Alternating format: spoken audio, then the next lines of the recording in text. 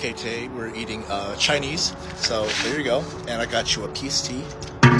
Thank you, Jesus, for this food. In Jesus' name that I pray, amen. I feel like peace tea was Arizona tea. I don't know if they're the same thing, but probably one of my favorites is peach. I was reading this article just before we started chatting, and it was talking about how mental health issues amongst teenagers was at an all-time high, and that different governors all around the U.S. are setting aside more and more money to allocate towards mental health services. And so I just wanted to ask you, much like I always do, what is one thing that you are struggling with that you have not shared out loud? And I'm just going to give you some time to share it. So go ahead.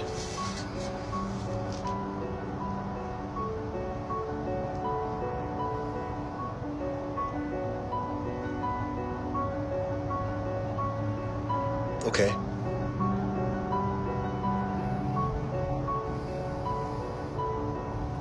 Well, I appreciate you sharing that with me. I know it can be super difficult to just even speak it out loud, and sometimes there's a lot of power in hiding things or just keeping it more private. So I think this is the first step in hopefully you getting some sort of relief from that sort of struggle that you're going through. Let's eat, but I love you and I'm proud of you.